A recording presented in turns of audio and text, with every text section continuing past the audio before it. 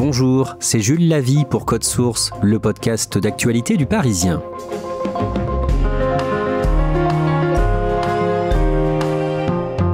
Le 22 mars, le Parisien a publié un reportage sur Adé Laurent. Ce nom ne vous dit peut-être rien, mais Adrien Laurent, surnommé Adé Laurent, est connu de presque tous les ados. Ancien candidat de télé-réalité, reconverti dans la pornographie, Adrien Laurent, 30 ans, est très suivi sur le réseau TikTok. On peut le voir sur scène en boîte de nuit, proposer des spectacles à connotation sexuelle. Clivant, il est détesté par une partie des jeunes, mais apprécié par beaucoup d'autres qui le trouvent transgressif et amusant. Adrien Laurent est par ailleurs accusé de viol depuis 2024 par une plaignante qui a tenu à rester anonyme. Lui clame son innocence. Code Source décrypte le phénomène Adé Laurent avec Elsa Marie, journaliste au service Société du Parisien. Attention, certaines descriptions de ce podcast peuvent heurter votre sensibilité.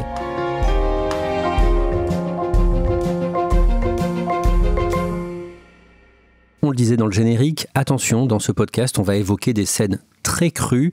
Elsa Marie, autre précision en préambule de ce podcast, Adé Laurent, Adrien Laurent, l'homme dont on parle aujourd'hui, n'a pas besoin du Parisien pour se faire connaître. Il est déjà suivi par de très nombreux followers sur les réseaux. Absolument, il bénéficie d'une très forte communauté, notamment sur TikTok, le réseau social des jeunes et des adolescents en particulier, où il est suivi par près de 2 millions de personnes. Justement, est-ce que c'est pour ça que vous avez eu envie de travailler sur lui, parce qu'il est très suivi, notamment par les ados ? Alors, parce qu'il est très suivi, mais aussi parce qu'il est très controversé et qu'à l'heure de MeToo, du consentement, je me suis demandé comment un influenceur très trash, en plus accusé de viol, peut être aussi populaire auprès de la jeunesse. Je me suis dit que ça disait quelque chose de notre société et c'est ça qu'il fallait explorer. Avant d'aller plus loin, à quoi est-ce qu'il ressemble ? Alors, il ressemble à un Ken ultra musclé, avec des énormes épaules, un petit bouc, une mâchoire très carrée, des dents blanches. Il est assez grand et il cultive cette image très virile auprès de son public.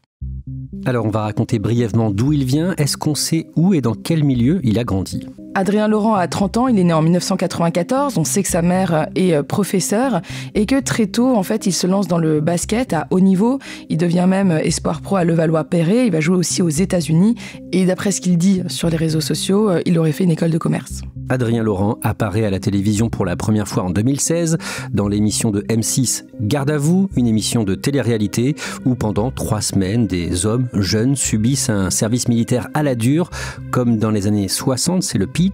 Adrien Laurent est comment dans cette émission ? Alors d'emblée, il se fait remarquer pour des réflexions et des actes qui sont peu glorieux. Place à l'inspection. Alors, l'élève de jour Adrien Laurent a-t-il bien orchestré ses camarades sur les tâches ménagères ou sera-t-il sanctionné ? Ok, on fait le tour. Dès le premier épisode, il va faire un geste jugé homophobe et il va se faire recadrer par l'instructeur. Il est aussi sans cesse dans la provocation. À un moment, il explique qu'il a du mal à remonter sa braguette parce qu'il a un trop gros sexe. Boutonne ta braguette. C'est compliqué. Pourquoi ? J'ai un problème. Avec quoi ? Avec mon zizi. Il se place aussi sans arrêt au-dessus des autres candidats. Il se montre insolent. Il joue un peu au sale gosse qui fait sans arrêt des réflexions grivoises. Dans les années qui suivent, Adrien Laurent enchaîne les émissions de télé-réalité sur W9 ou encore Énergie 12. Oui, il participe à plusieurs émissions emblématiques, comme Les Princes de l'amour ou alors Les Anges en 2018. Mais c'est surtout dans la villa des cœurs brisés en 2019-2020 sur TF1 qui va se faire remarquer. Parce que, en fait, dans cette émission, donc, il rencontre des prétendantes, donc des filles qui sont venues pour le séduire. Et son comportement va être jugé irrespectueux par la production. J'ai 20 ans, je me suis déjà fait draguer plusieurs fois. Je sais quand un mec me drague. Ouais. Donc voilà, ton regard, je l'ai bien vu. T'as quoi à prouver, toi ? T'as quoi à prouver ici ? Non, j'ai rien à prouver prouver à du quoi ? tout. J'ai rien à prouver, j'ai juste envie de partir avec le cœur net. J'en ai rien à foutre, je te parle devant tous tes potes que t'assumes pas. Écoute-moi, je vais te dire Quoi un que truc. Dis-moi. Si j'ai envie de te draguer, si j'ai envie que tu rentres avec moi, Ouais. j'aurais tout fait pour que tu rentres avec moi. Il drague plusieurs filles, parfois il leur parle mal, et donc il va se faire exclure du tournage. C'est un petit jeu, tu vois, je suis taquin. Donc c'est un petit jeu. Mais c'est un On jeu. est d'accord. Je suis coquin, bien sûr que je suis comme ça. Et ça, je l'assume. Elsa Marie, pendant le confinement, pendant le Covid en 2020, Adrien Laurent fait des lives vidéo sur Instagram, des directs sulfureux. Oui, il a l'habitude de faire des lives, donc il se connecte en vidéo et ses abonnés peuvent réagir en commentaire. Parfois, il en appelle un au hasard et il fait connaissance en direct. On va changer de son. Je mets quoi comme son? Mais City Girls, French Montana. Cette fois-ci, la femme avec qui il discute, son abonné en fait, lui explique qu'elle fait du twerk. Et donc il lui pose des questions, qu'est-ce que c'est que le twerk? Et donc il met un petit peu de musique, elle se met à danser. Et là, il n'en revient pas et il décide de lancer des concours de twerk vidéo durant le confinement. Le twerk, en fait, c'est une danse sensuelle où on remue les hanches et les fesses de façon ultra rapide. Et donc, tout d'un coup, on se retrouve pendant le confinement à assister à des lives où d'un côté de la caméra, on voit Adrien Laurent torse nu qui pousse des cris bestiaux, qui tire la langue. Vous allez me faire monter au rideau. Et de l'autre côté de la vidéo, des femmes qui filment en fait leurs fesses en string et elles se mettent à remuer effectivement leur postérieur en direct. Et ces shows en fait lui font gagner 600 000 abonnés et en même temps ils choquent énormément. Il va y avoir beaucoup de signalements d'internautes à tel point qu'à un moment Instagram va faire sauter son compte qui atteint 1 million d'abonnés. Après s'être fait connaître grâce à la télé-réalité et à ses lives avec ses twerks, Adrien Laurent se reconvertit dans le porno en tant qu'acteur. Oui, alors c'est pas le seul. Après les émissions de télé-réalité, il va capitaliser sur sa notoriété et se reconvertir dans le monde du X sur des plateformes privées qui ont la cote chez les jeunes. En fait, ce sont des plateformes sur lesquelles on poste du contenu érotique ou porno et on s'abonne pour voir ce contenu en échange de quelques dizaines d'euros par mois. Et concrètement, sur ces plateformes, il propose du contenu X. Il propose du contenu porno, on le voit donc faire des scènes, comme dans des vrais films porno, parfois même avec 7 femmes en même temps. Mais vous le disiez, c'est surtout sur TikTok qu'il se fait connaître des plus jeunes. Oui, il poste en fait des vidéos humoristiques, toujours autour du sexe, mais qui font beaucoup rire les jeunes. Ils adorent son ton cash, ses punchlines, les petits cris qu'il pousse, et aussi le fait qu'il appelle les autres pupus, notamment les femmes. Les jeunes connaissent tous cette référence, même entre eux, ils se surnomment pupus, même si beaucoup le détestent. Tous les jeunes connaissent Adé Laurent. Est-ce qu'on peut le qualifier de masculiniste? D'abord, c'est quoi un masculiniste? Alors, un masculiniste, c'est un antiféministe, pour résumer, qui considère que les femmes ont pris trop de place dans la société et veulent en fait empiéter sur les droits des hommes par leur combat et qui nourrissent une sorte d'animosité envers les femmes. Et lui, on peut dire qu'il est masculiniste? Pas vraiment, il n'est pas anti-femme, et il ne nourrit pas une haine des femmes. En revanche, il a un discours qui est très problématique vis-à-vis des femmes, parce qu'il se pose toujours dans une position de mâle alpha dominant, comme s'il était une sorte de don Juan irrésistible. Et dans ses vidéos, les femmes qui l'entourent sont toujours des femmes qui soit sont en quelque sorte à ses pieds, soit tombent amoureuses de lui ou veulent avoir un rapport sexuel avec lui. Et donc, il ne représente les femmes que par rapport à leur fonction sexuelle. Il les réduit à une fonction sexuelle et elles ne sont là que pour le valoriser. C'est ça qui est problématique. Depuis le mois de mars 2024, Adrien Laurent est accusé de viol par une femme qui a porté plainte. Concrètement, qu'est-ce que l'on sait sur cette affaire aujourd'hui ?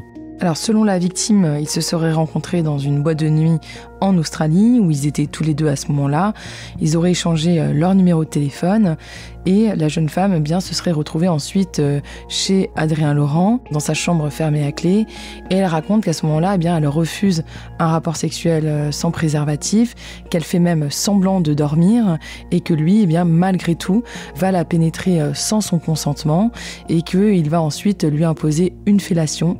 Et cette jeune femme va porter plainte pour 2 viols. Des faits qui se sont déroulés d'après la plaignante en 2018. Adrien Laurent, qu'est-ce qu'il répond à ces accusations ? Adrien Laurent conteste fermement ces viols.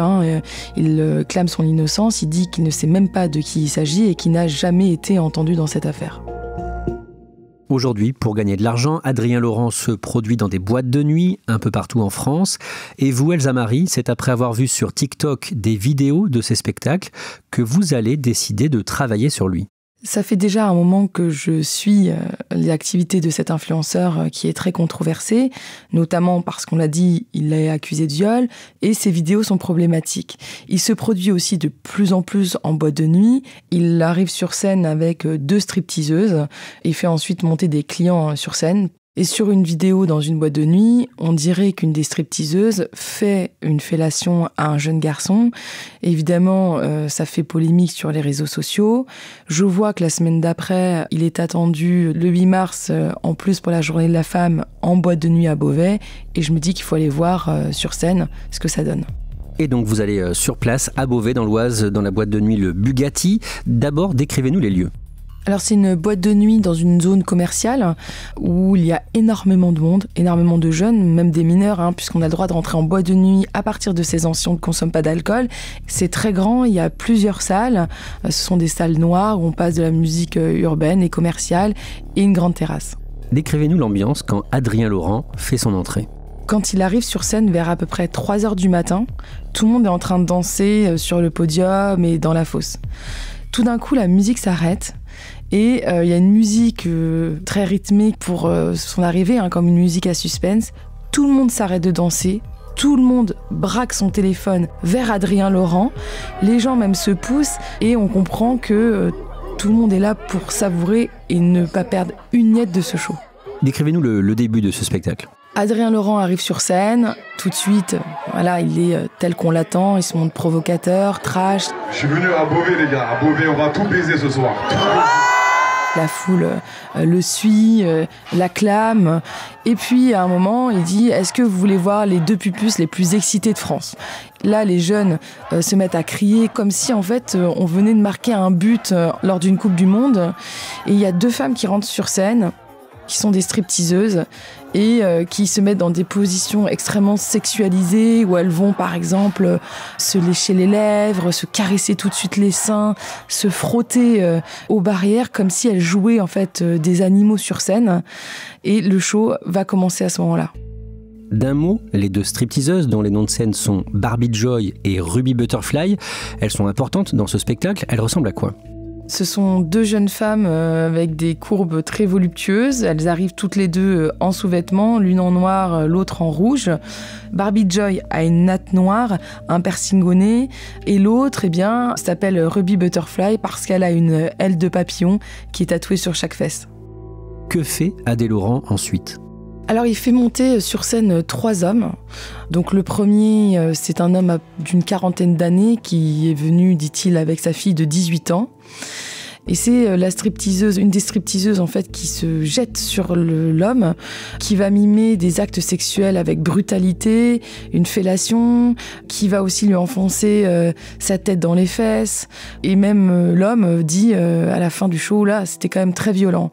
Puis la deuxième stripteaseuse va mimer une fellation avec le micro d'Adrien Laurent. Un deuxième garçon de 21 ans, cette fois, monte sur scène. La deuxième stripteaseuse se jette sur lui. C'est tellement violent, ça ressemble à un match de catch qu'elle en perd même sa perruque. Et puis un dernier homme monte sur scène. Là, les deux stripteaseuses se jettent sur lui, tombent sur lui et lui arrachent sa ceinture. Toute la boîte de nuit se met à crier « suce-le ». Enfin, là, moi, j'en reviens pas, je me demande où je suis, quoi. Le comportement du public, notamment des hommes dans le public, il vous choque ? Oui, et il est intéressant à analyser parce qu'il en dit beaucoup en fait. À un moment, durant le show, un garçon dans la foule va mettre une fessée à l'une des stripteaseuses qui va se retourner et lui faire un doigt d'honneur. Et puis à la fin du show, elles font des photos, vous savez, avec le public, avec les hommes de la boîte de nuit. Et il y en a un qui va se hisser sur la scène et il va en fait se prendre en photo en lui gobant le sein. Preuve que ces garçons pensent que ces femmes leur appartiennent et qu'ils peuvent en faire ce qu'ils veulent. Pendant et après le spectacle, vous parlez avec des clients de l'établissement pour essayer de comprendre comment Adrien Laurent est perçu par le public. Et déjà, en allant aux toilettes, vous écoutez les clientes quand elles se remaquillent. Oui, alors il y a plusieurs clans. Il y a celles qui trouvent que vraiment ce garçon n'a rien à faire dans une boîte de nuit, qui comprennent pas qu'il est populaire et qui passent son temps à dégrader l'image de la femme. Et il y a d'autres jeunes filles qui sont fascinées quand on leur demande pourquoi elles aiment Adrien Laurent.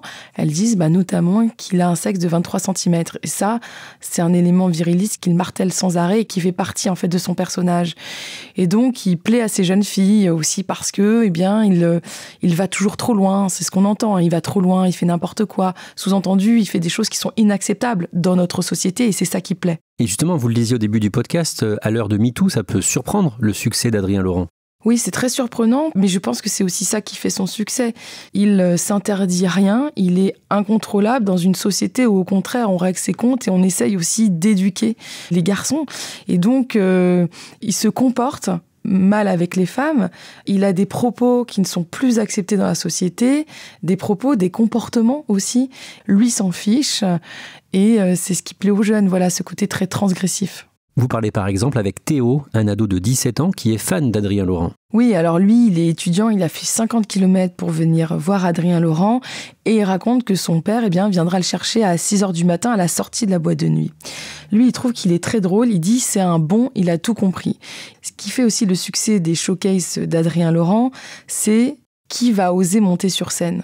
Et ça crée en fait des discussions en amont entre copains en se disant, voilà, celui qui va oser monter sur scène pour se faire un striptease, il sera hyper courageux, mais en même temps, tout le monde sait que derrière, ça sera la risée des réseaux sociaux.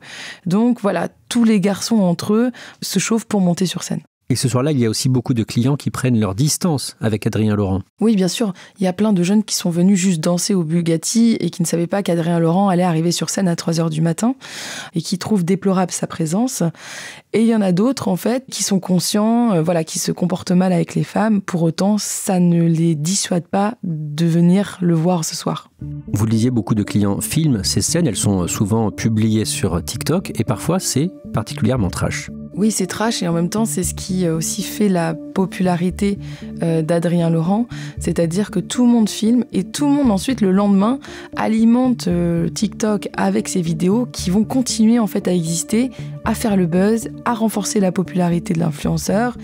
Il y a une scène particulièrement choquante qui a eu lieu le 14 mars au Phénix à Grenoble. On voit bien Adrien Laurent qui, avec ses dents, tire une guirlande de 5 mètres qu'une des stripteaseuses, en fait, a mis à l'intérieur de son sexe. Toujours dans le cadre de votre reportage, vous avez interrogé un responsable syndical des métiers de l'hôtellerie, l'UMI, et il s'interroge en voyant toutes ces vidéos des spectacles d'Adé Laurent. Oui, c'est le président de la partie nuit de l'Union des métiers et des industries de l'hôtellerie. On lui montre les vidéos et il dit en 35 ans de métier, je n'ai jamais vu ce type de scène en boîte de nuit. Il est choqué, il rappelle que les boîtes de nuit sont un lieu de divertissement et non des boîtes échangistes. Et on lui pose aussi la question, est-ce que finalement ce genre de show est légal en boîte de nuit ? Il en discute avec ses juristes avant de revenir vers nous et il nous répond pas si sûr. Pourquoi ? Parce que l'acte sexuel simulé en étant seins nus pourrait tomber sous le coup de l'exhibitionnisme et il prévient, je déconseille aux patrons de discothèques de programmer ce type de représentation pour éviter d'être la cible d'éventuelles poursuites. Elsa Marie, vous avez pu interroger 2 propriétaires de boîtes de nuit qui ont fait venir ces derniers temps Adrien Laurent dans leur établissement. Qu'est-ce qu'ils vous répondent ? Ils nous répondent que ce n'est pas choquant, que le show est cadré à l'avance et qu'ils ne voient pas pourquoi ça fait polémique. L'un d'eux nous explique que de toute façon, il rapporte énormément d'argent, Adrien Laurent. Quand il est venu dans son club, les recettes étaient de 30 à 40 000 euros, l'équivalent de 3 à 4 vendredis soirs. Et donc, il fait vendre. Et c'est tout ce qui compte finalement. Il surfe sur le buzz de cet influenceur. Elsa Marie, dans votre article, vous citez aussi une cliente de boîte de nuit, une certaine Gladys, 34 ans. Elle était le 21 février dans une discothèque de Pontarlier, dans le Doubs, au moment d'un spectacle d'Adrien Laurent, et avec ses copines, elles s'en sont prises à lui. Gladys me raconte qu'elle était venue danser et qu'elle ne s'attendait pas du tout à voir Adrien Laurent sur scène et qu'elles ont été extrêmement choquées par le discours d'Adrien Laurent qui rabaissait les femmes, qui disait aussi « Est-ce qu'il y a des pupus qui veulent venir twerker sur scène ?» Il s'adressait à des jeunes femmes du public et qu'il faisait monter les hommes en pression qui se mettaient à pousser des cris de gorille. Et donc, elles sont tellement choquées qu'elles l'insultent, elles crient « dégage », elles lui jettent des gobelets vides dans sa direction avant de se faire exclure de la boîte de nuit. Elle en revient toujours pas d'avoir vu ça. Non, à tel point que le lendemain, en fait, elle envoie un message à la boîte de nuit pour protester et également, en fait, elle le signale à la mairie. Elle me dit comment en 2025 on peut promouvoir un tel influenceur. Merci Elsa Marie. Cet épisode de Code Source a été produit par Clara Garnier-Amouroux et Thibault Lambert, réalisé par Théo Albaric. Code Source, c'est un nouveau sujet d'actualité chaque soir de la semaine du lundi au vendredi. N'hésitez pas à laisser un pouce, des étoiles ou un commentaire sur votre application audio préférée ou sur YouTube. Et puis n'oubliez pas le second podcast du Parisien, Crime Story. Une nouvelle affaire criminelle chaque samedi dans Crime Story, présentée par Claudia Prolongeau avec Damien Delsoni.